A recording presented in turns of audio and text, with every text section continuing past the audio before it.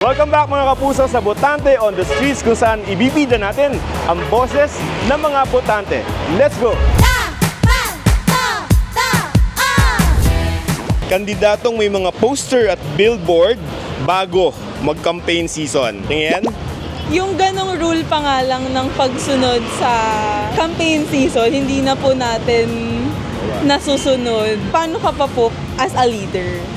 Kandidatong galing sa angkan ng mga politiko.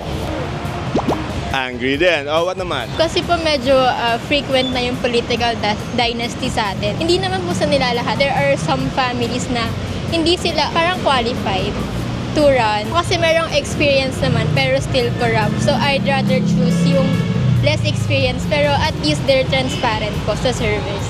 Kandidatong maraming bahay, kotse at kung ano-ano pang pagmamayari. Di ba kayo nag-heart?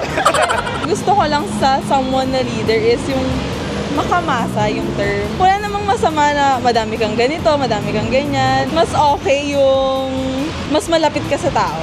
Kandidatong baguhan.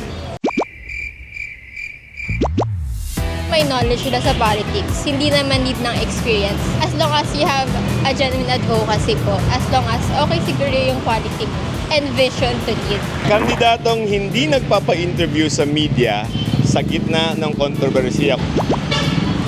Yung bottom line nun is yung accountability. Pag hindi ka nagpapa-interview, parang umiiwas ka eh. Parang mas okay, you face it head on. Para hindi rin siguro nadudumihan yung pangalan nila. Set the record straight, ganun.